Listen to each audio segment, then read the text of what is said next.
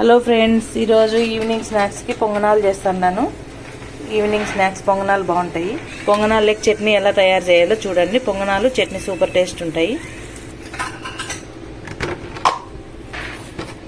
కొంచెం ఆయిల్ వేసుకొని కొన్ని పల్లీలు, కొంచెమే చట్నీ చాలా చేసుకోకూడదు. ఈ కొంచెమే పలుచగా చేసుకోవాలి. చట్నీ పలుచగా అవుతుంది. దీంట్లోకి 2 పచ్చిమిరపకాయలు, కొంచెం జీలకర్ర, కొంచెం ఎర్రగడ్డ బాగా ఎర్రగా వేయించుకోవాలి. చట్నీ బాగుంటుంది. ఇప్పుడు పొంగనాల్లోకి ఎర్రగడ్డలు చిన్నగా కట్ చేసుకొని పచ్చిమిరపకాయలు చిన్నగా కట్ చేసుకోవాలి. చట్నీలోకి కొంచెం చింతపండు వేసుకోవాలి. టేస్ట్ బాగుంటుంది. స్టవ్ మీద పొంగనాల పెనం పెట్టుకొని వేడెక్కనివ్వాలి. ఇప్పుడు ఇది ఫ్రెష్గా రుబ్బి పెట్టుకున్న దోసపిండి, 1 కప్పు చిన్నగా తరుక్కున్న ఎర్రగడ్డలు,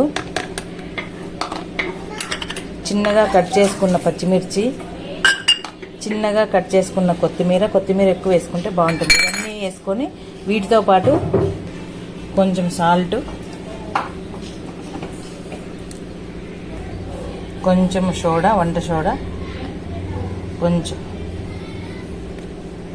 ఇవన్నీ చూసుకొని గట్టిగా ఉంటే కొద్దిగా వాటర్ వేసుకోవాలి. ఇది గట్టిగా ఉంది, కొద్దిగా వాటర్ వేసుకుందాం. పొంగనాలకి కొద్దిగా చాలా వేసుకోకూడదు. చాలా వేసుకుంటే పల్చన అయిపోతుంది. పల్చన అయిపోతే పొంగనాలు సరిగా రావు, కరుచుకుంటాయి దానికి పెనంకి. కొద్దిగా వాటర్ వేసుకోవాలి. కొద్దిగా ఇవన్నీ వేసినాక బాగా కలిదిప్పాలి. ఇదంతా కలిసేటట్టు. పెనం వేడెక్కేలోపు చట్నీ ఆడించుకుందాం. వేయించి పెట్టుకున్నవన్నీ గిన్నెలోకి వేసుకొని మిక్సీ పట్టుకోవాలి. కొంచెం సాల్ట్ వేసుకొని మిక్సీ పట్టుకోవాలి. అలాగే కొద్దిగా కొత్తిమీర రుచికి తగ్గ,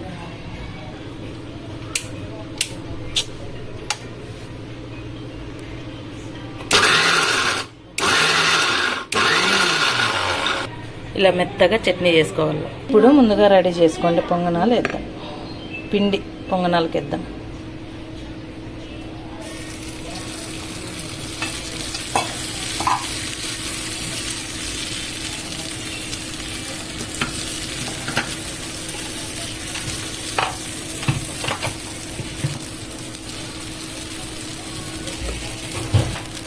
పైన కొద్దిగా ఆయిల్ వేసుకోవాలి.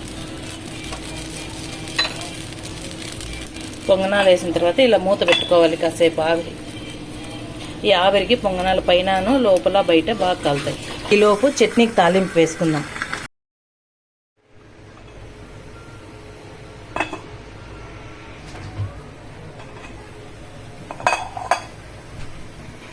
పైన కొద్దిగా ఆయిల్ వేసుకుంటే బాగుంటుంది.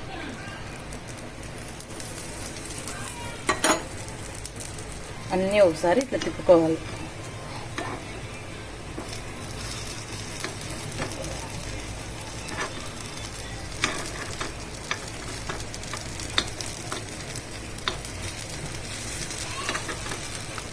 ఎర్రగైనా ఎంత మాడిపోలేదు. ఎర్రగైనా మాడిపోయినాయని కామెంట్ చేద్దండి ప్లీజ్. బాగా ఎర్రగైనా.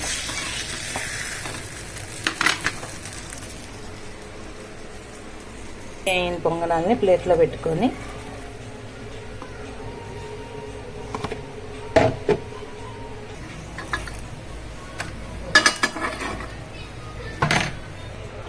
పలుచటి చట్నీ ఇట్లా పోసుకొని